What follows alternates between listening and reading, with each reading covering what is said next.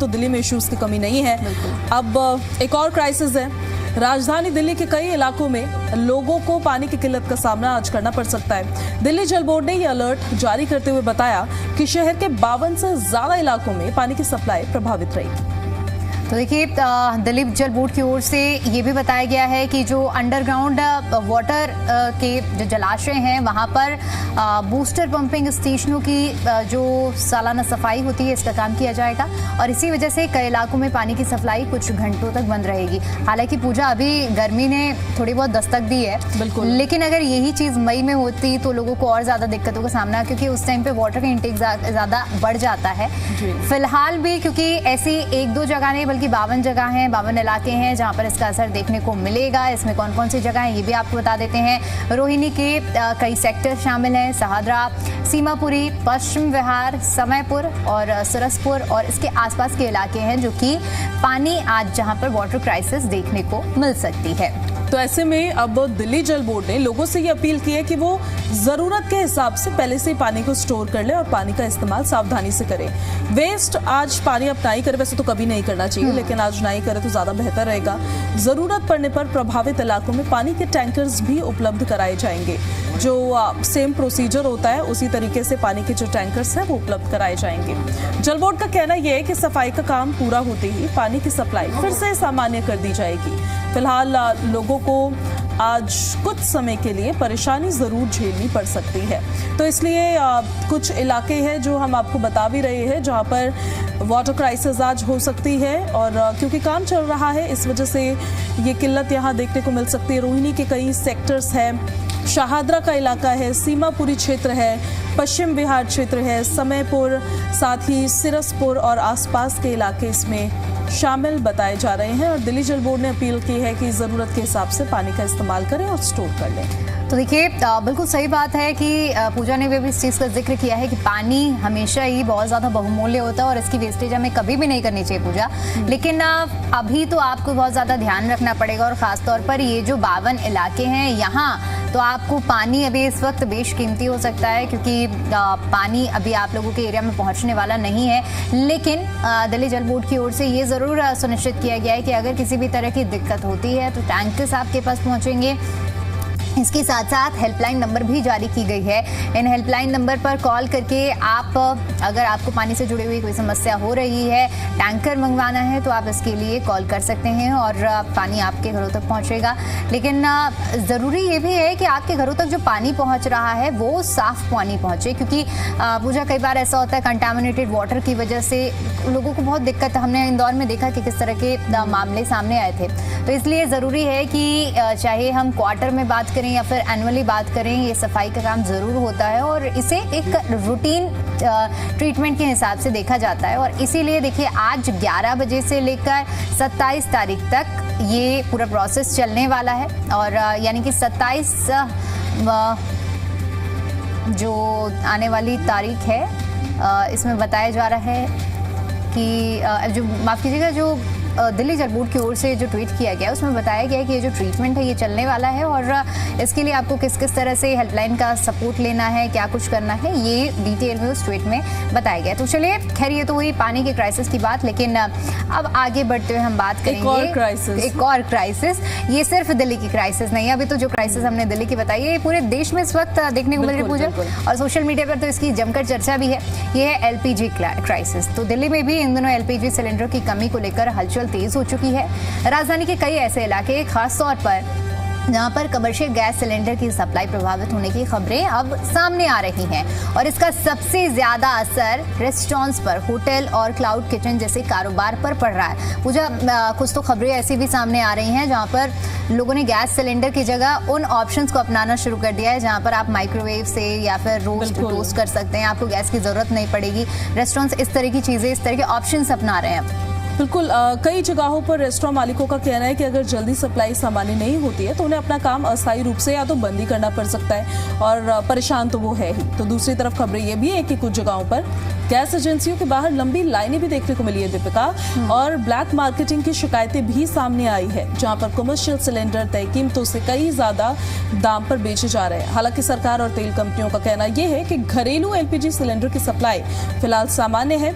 लोगों से अपील की गई है कि किसी भी तरह की घबराहट या पैनिक में बुकिंग ना करें। जो असर अभी पड़ रहा है कमर्शियली पड़ रहा है, घरेलू पर नहीं पड़ रहा है। बताया जा रहा है अंतर्राष्ट्रीय हालात और सप्लाई चेन में दबाव की वजह से ये स्थिति बनी हुई है, लेकिन अधिकारियों का दावा है कि जल्दी सप्लाई को सामान्य करने के लिए भी कदम उठाए जा रहे हैं। लेकिन अब कहते हैं ना कि जो गुड न्यूज़ होती है वो बहुत जल्दी स्प्रेड नहीं होती है, लेकिन जो फेक न्यूज़ होती है, अफवाह होती है, वो आग की तरह फैलती है।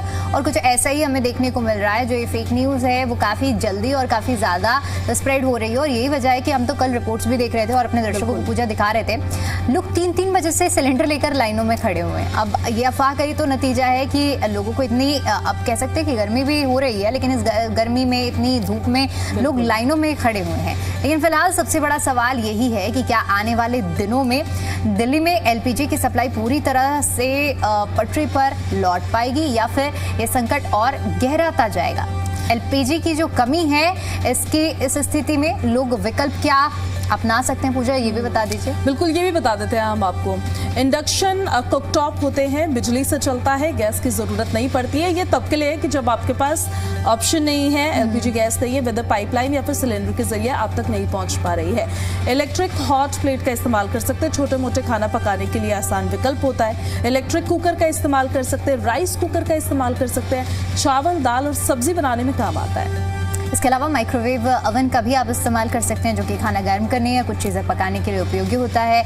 एयर फ्रायर का भी इस्तेमाल कर सकते हैं। हालांकि एयर फ्रायर का ऑप्शन मुझे तो पर्सनली बहुत पसंद है, पूजा, क्योंकि बहुत जल्दी बन जाता है उसमें। बहुत जल्दी और कम तेल में खाना बन जाता है। पीएनजी का भी आप इस्तेमाल कर सकते हैं। जिन इलाकों में सुविधा है वहाँ पर गैस सिलेंडर का अच्छा विकल्प है। इसके अलावा कम्युनिटी किचन या फिर होटल जाने की ज़रूरत पर लोग बाहर से खाना भी अटल कैंटीन जा सकते हैं। अटल कैंटीन बहुत अच्छा ऑप्शन पूजा ने बताया कि अटल कैंटीन, जहाँ पर आपको ज्यादा खर्च भी नहीं करना पड़ेगा, पौष्टिक आहार भी मिलेगा 5 रुपए आपको देकर, दाल चावल रोटी सब्जी और इसके साथ अचार भी मिलता है। और अभी तक जो रिव्यू मिले अटल कैंटीन के वो काफ़ी अच्छे हैं कि यहाँ पर आप अभी तक क्वालिटी और हाइजीन को मेंटेन करा हुआ है। तो अगर आप भी दिल्ली में रहते हैं और अगर इस तरह की क्राइसिस आ रही है तो आप अटल कैंटीन का भी रुख कर सकते हैं। लेकिन फिलहाल तो किसी भी तरह से पैनिक होने की ज़रूरत नहीं है, और कल भी हमने आपसे यही अपील की थी कि इसी तरह की अफवाह में ना पड़े, और जो एक चेन होती है फेक न्यूज़ की उसको तोड़ें।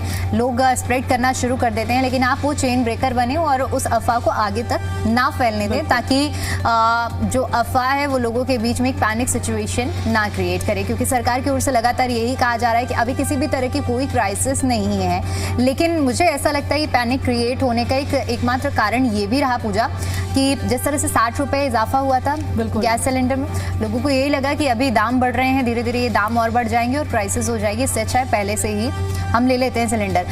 यहाँ तक कि हमने कुछ लोगों को ये भी कहते हुए सुना है कि लोग 2500 रुपए तक में सिलेंडर लेने के लिए खड़े हुए हैं लाइनों में, कि किसी तरह से गैस सिलेंडर मिल जाए और हम अपने घर में स्टॉक कर लें। बिल्कुल, ये स्टोर को रोकने के लिए तो सरकार ने फैसला लिया था, जब उन्होंने डेट भी बढ़ा दी थी कि पहले आप 21 दिनों में रीबुकिंग कर पाते थे, अब आप 25 दिनों में कर सकते हैं। और क्राइसिस देखिए ऐसी नहीं है कि जो घरेलू उपभोक्ताओं को जिससे परेशानी हो रही हो, घरों में अभी सही जा रहा है, वहाँ के लिए कोई क्राइसिस नहीं है।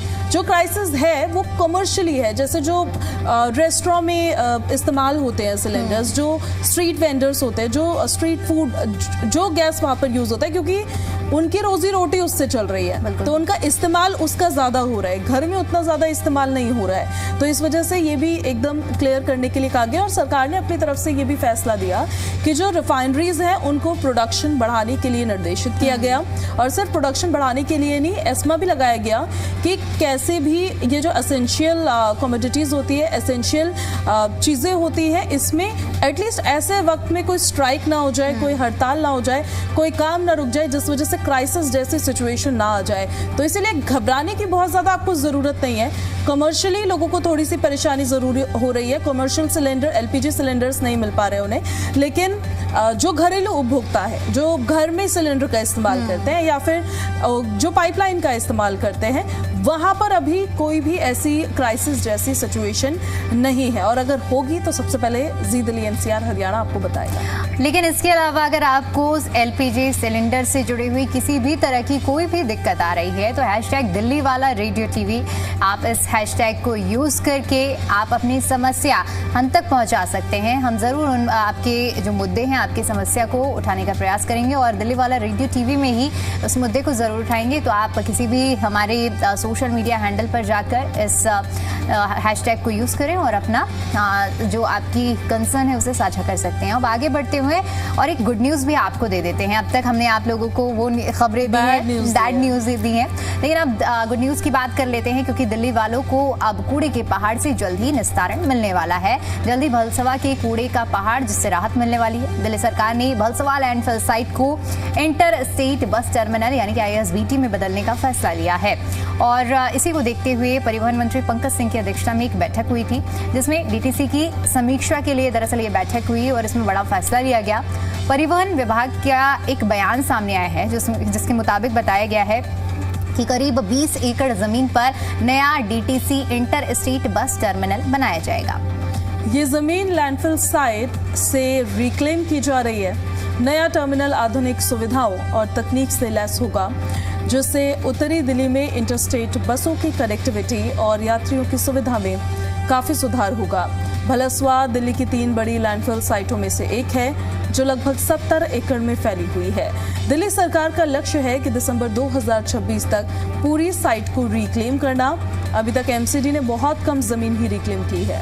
तो देखिए, इस प्रोजेक्ट से कश्मीरी गेट ISBT पर जो भीड़ लगती है वो भीड़ कम होगी, शहर में ट्रैफिक और प्रदूषण से भी राहत मिलेगी, और सबसे बड़ी गनीमत ये रहेगी कि उस रास्ते से जब हम होकर गुजरते हैं ना, तो कितने किलोमीटर से पूजा दूर से ही हमें ये एहसास होने लगता है कि अब हम कुछ ऐसी जगह पहुंच रहे हैं जहाँ पर जाने के बाद हमें ये एहसास होगा कि हम यहाँ से आकर गुजर क्यों रहे हैं। दूर से ही आपको दिल्ली में पहाड़ जरूर देखने को मिलेगा, लेकिन वो पहाड़ वो वाले पहाड़ नहीं है जो आप जाके किसी पहाड़ी एरिया में, हिल स्टेशन में देखते हैं, उत्तराखंड, हिमाचल प्रदेश, बल्कि ये वो पहाड़ होने वाले हैं जो ये कूड़े से बने हुए ढेर हैं। और इसे जल्द से जल्द खत्म करने के लिए हम देखते हैं कि चुनाव के दौरान कितने वादे हुए हैं। हर एक राजनीतिक दल का यही वादा रहता है कि हम अगर सत्ता में आते हैं तो इसे खत्म करेंगे, लेकिन अब देखने वाली बात ये रहेगी कि क्या जो ये टारगेट रखा गया है दिसंबर 2026 तक पूरे लैंडफिल साइट को ख़त्म करके यहाँ पर बस टर्मिनल बना देना, तो ये कितने हद तक पास हो पाता है। लेकिन अगर ऐसा होता है तो ये दिल्ली वालों के लिए बहुत बड़ी राहत भरी खबर ज़रूर होगी, क्योंकि आसपास में जो लोग रहते हैं उन्हें बहुत समस्या होती है। अब समझिए कि हम जब वहाँ से गुजर रहे हैं तो हमें कुछ चंद सेकेंड के लिए, कुछ मिनटों के लिए वहाँ पर इतना बुरा एहसास होता है। जो लोग वहाँ पर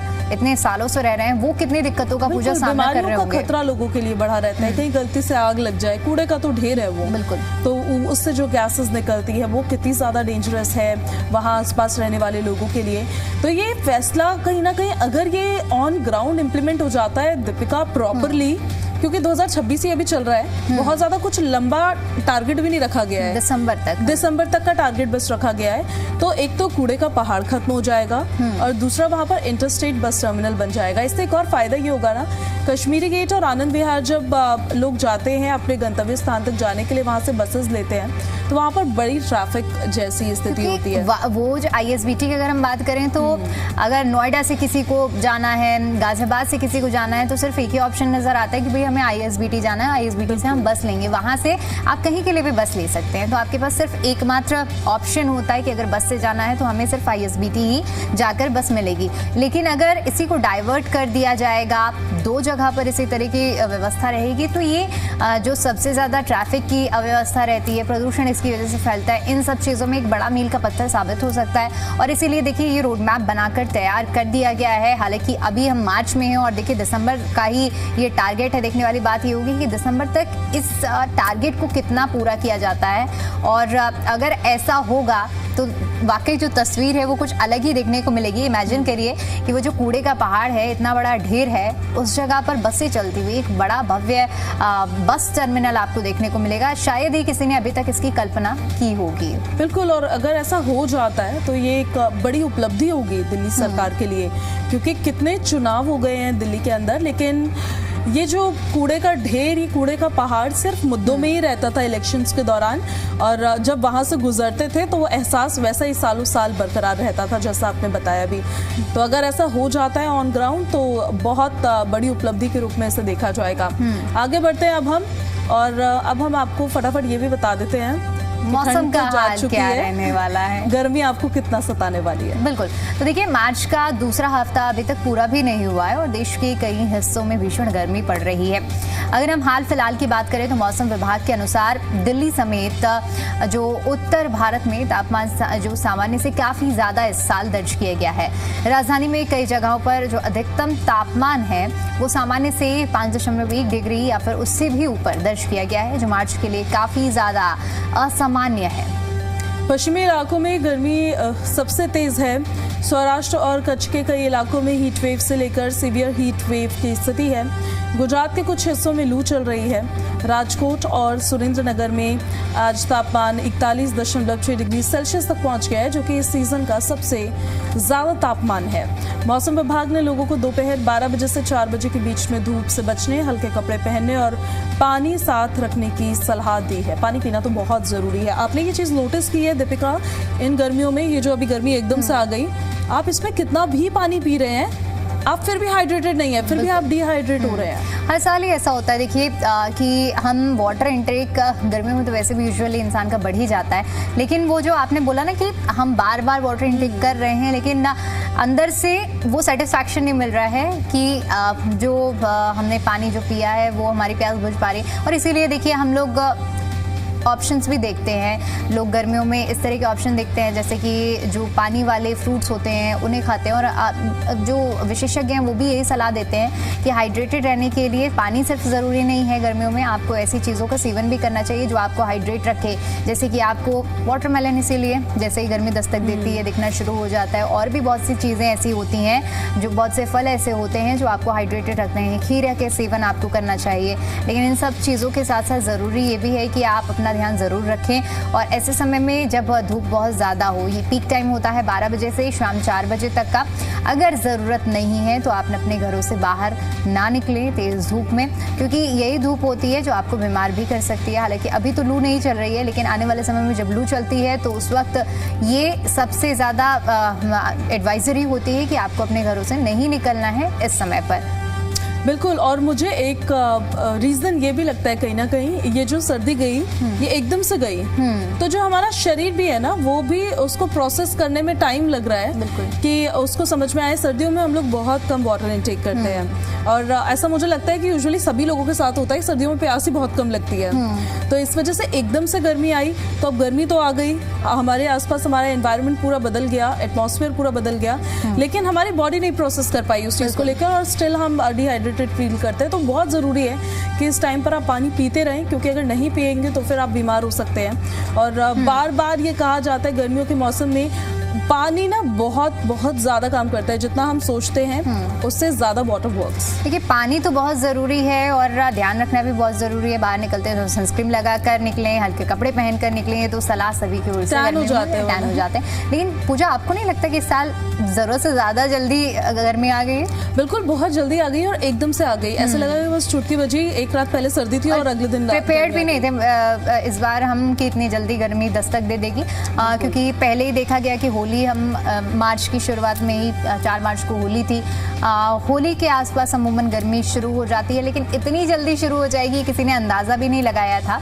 और जैसे कि अभी पूजा ने भी जिक्र किया है कि एकदम चुटकी बजाते ही ऐसा लगा कि अभी फरवरी गई और सीधे मार्च लगते ही गर्मी ले गई। बिल्कुल, और मार्च ने तो ऐसे सताया कि बिल्कुल आपको एहसास ही नहीं होगा कि अब आपको हल्की फुल्की जैकेट सुबह और शाम भी पहनने की जरूरत नहीं पड़ती है। बिल्कुल नॉर्मल आप गर्मियों के एहसास को फील कर सकते हैं, जो कि पहले हम देखते थे कि मार्च के एंड तक। मुझे याद है जब हमारे स्कूल डेज हुआ करते थे तो तब हम एग्जाम भी देने जाते थे मार्च के लास्ट तक, तो भी हम स्वेटर पहन के जाते थे। उस समय का जो बदलाव है अब हम देख रहे हैं 2026 में इस बार हाल फिलहाल में कितना ज्यादा बदलाव हमें देखने को मिल रहा है। इसकी स्वेटर और जैकेट तो पैक हो चुके हैं, मुझे लगता है अब सबके पैक हो गए और कोई उम्मीद भी नहीं है कि पहन ही नहीं सकता, नहीं पहन सकते, इतनी गर्मी हो रही है। और पहले एटलीस्ट ये होता था कि चलो दिन में गर्मी हो रही है तो आपको सुबह के वक्त में और रात के वक्त में तो फिर भी थोड़ा ठंडक महसूस होती थी, लेकिन अभी तो ऐसा लग रहा है कि दिन में भी गर्मी है, रात में भी गर्मी है, सुबह भी गर्मी है, हर समय आपको गर्मी। इसका एक फैक्टर मैं पूजा कहीं ना कहीं ये भी मानती हूँ कि जैसे जैसे समय में बदलाव हो रहा है ग्लोबल वार्मिंग की वजह से हम देखते हैं कि पहले जो पारा होता था वो 50 तक नहीं पहुंचता था, लेकिन मई जून में अब हम देखते हैं कि हर साल गर्मी जो है वो इतने ज्यादा रिकॉर्ड तोड़ रही है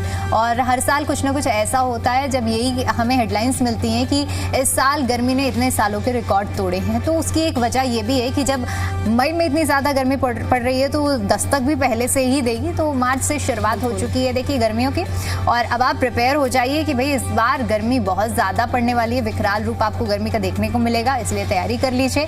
जहां अगर आपको कहीं पहाड़ों में शिफ्ट होना है कुछ दिनों के लिए, भाई मेरा तो पर्सनली एक मानना रहता है पूजा और मन भी रहता है कि ऐसी विकराल गर्मी में जिनके पास ऑप्शन है वो तो जा सकते हैं और आराम से अपनी छुट्टियां पहाड़ों में बिता सकते हैं। तो भाई दिल्ली वालों आपके लिए तो यही गुड न्यूज भी कह लीजिए, बैड न्यूज भी कह लीजिए। दिल्ली वाले तो हर सीजन में उनको कहीं ना कहीं जाना पड़ता है क्योंकि हर सीजन में परेशान हो रहे हैं वो। आप सोचिए सर्दियों का सीजन था अभी इससे पहले जब तो इतना एयर पोल्यूशन था कि उस पोल्यूशन से बचने के लिए लोग बाहर जा रहे थे। अब गर्मियों का सीजन आ रहा है तो इस गर्मी से बचने के लिए जाना है। बारिश आ जाती है तो पानी ऐसा भर जाता है। सर्दी तो फिर भी मान लीजिए अफोर्डेबल है, लेकिन उसमें EQI इतना ज्यादा होता है, लोगों को परेशान कर देता है और EQI की वजह से लोगों को कहीं ना कहीं शिफ्ट होने का मन होता है। तो दिल्ली वालों के साथ समस्या अनेक है और उसका समाधान समस्या ही समस्या बिल्कुल। अब देखिए ये तो बात हुई समस्याओं की, लेकिन अब आपके मतलब की खबरें भी आपको बता देते हैं। जहां सोने और चांदी की जो चमक है जितनी तेजी से बढ़ी थी उतनी ही तेजी से कम भी होती है। उतार चढ़ाव हमें सोने और चांदी के भाव में जरूर देखने को मिलता है। चलिए अब आपको बता देते हैं कि सोने और चांदी की चमक कहां तक पहुंची है। आज जो सोने का भाव है वो है 1,62,540 रुपए प्रति 10 ग्राम। 24 कैरेट सोने का भाव है ये। चांदी का जो भाव है वो है 2,90,100 रुपए प्रति किलोग्राम। तो अब कभी बढ़ रहा है कभी कम हो रहा है, बहुत ज्यादा उतार चढ़ाव दीपिका इसमें देखने को मिल रहा है। और फेक न्यूज़ की हम पूजा शुरुआत में प्रोग्राम की बात कर रहे थे कि जो फेक न्यूज़ है LPG को लेकर काफ़ी ज़्यादा स्प्रेड है और इसी तरह की एक न्यूज़ ये भी है कि सोने और चांदी को भी खरीद लीजिए अगर आने वाले समय में आपके घर में शादी ब्याह है या कुछ ऐसा फंक्शन है जब आपको सोने खरीदने की ज़रूरत पड़ सकती है, क्योंकि कहा यह भी जा रहा है कि सोने और चांदी के दाम भी बढ़ सकते हैं। हालांकि अब इसका बहुत ज़्यादा इफेक्ट सोने और चांदी का पे हमें नहीं देखने को मिल रहा है वॉर का, लेकिन तरह तरह की जो अफवाह हैं, हालांकि इतना ज़्यादा एक्सेसिबल नहीं है कि सुनार की दुकान में लोगों को भीड़ देखने को मिले, क्योंकि पहले से ही सोने और चांदी के जो दाम अपने आप में ऑल टाइम हाई हैं। तो जो लोग खरीद रहे हैं वो हल्की फुल्की खरीदारी ज़रूर कर ले रहे हैं जिनके घरों में आने वाले समय में शादियां हैं।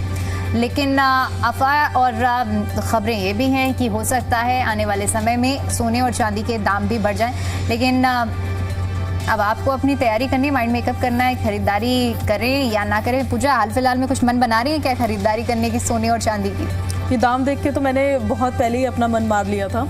मैंने सोचा ये था कि जब 1 लाख से कम जाएगा तो मैं वेट एंड वॉच की स्थिति में थी तब मैं खरीदूंगी, लेकिन ये वेट एंड वॉच की स्थिति 1 लाख से 2 लाख को पहुंच गई फिर। और अभी तो जो चांदी के दाम थे वो तो 3 लाख को भी क्रॉस कर गए थे, इवन 4 लाख तक पहुंच गए, इवन 4 लाख तक पहुंचने वाले थे। और अब देखिए अब प्राइस का तो कुछ किया नहीं जा सकता है क्योंकि दाम तो यही है, लेकिन हाँ बस प्रे किया जा सकता है कि भाई 1 लाख से कम हो तो पूजा कुछ शॉपिंग कर पाए गोल्ड की। लेकिन जो मार्केट में अभी स्टेबिलिटी बनी हुई है वो यही है कि फिलहाल 1,60,000 के आसपास 10 ग्राम में सोना है और 3 लाख के आसपास हम कहें कि चांदी है। तो फिलहाल जो मार्केट में यही रेट बना हुआ है, लेकिन उम्मीद यही की जा रही है और न सिर्फ पूजा बल्कि आम लोग भी भगवान से यही प्रार्थनाएं कर रहे हैं कि जल्दी से जल्दी सोना, जो पिछले 6-7 महीने पहले ही हम देख रहे थे कि 1 लाख से नीचे था, लेकिन अब इतना ज़्यादा बढ़ा हुआ है कि ये कम होने का नाम नहीं ले रहा है। चलिए अब आपको फ्यूल प्राइसेस भी बता देते हैं। आज पेट्रोल, डीजल और CNG की क्या कीमतें हैं। दिल्ली में आज पेट्रोल के दाम है 94.77 पर लीटर, डीजल के दाम 87.67 पर लीटर और CNG के दाम 77.09 पर किलोग्राम। नोएडा की बात करें तो 94.74 प्रति लीटर पेट्रोल का दाम है। डीजल की बात करें तो 88.19 प्रति लीटर है और सीएनजी की बात करें तो 85.70 प्रति किलोग्राम है। गुरुग्राम की अगर हम बात करें तो यहाँ पेट्रोल 95.39 प्रति लीटर है। डीजल की कीमत की बात करें तो लगभग 87.60 प्रति लीटर है और सीएनजी की बात करें तो 82.12 प्रति किलोग्राम है। तो ये देखिए आपके शहर के अनुसार दिल्ली एनसीआर में क्या भाव आपको मिलने वाला है पेट्रोल, डीजल और सीएनजी का आपकी स्क्रीन पर है। और अगर आप फ्यूल स्टेशन का रुख करते हैं तो आपको पर लीटर के हिसाब से इतना अमाउंट पे करना पड़ेगा। हालांकि अगर पूजा हम आंकड़ों पर नज़र डालें, नंबर्स पर अगर हम नज़र डालते हैं तो थोड़ा बहुत बदलाव हमें शहर दर शहर देखने को मिल रहा है। सबसे ज़्यादा तो ऐसा लग रहा है कि गुरुग्राम वालों को अमाउंट पे करना पड़ रहा है फ्यूल का।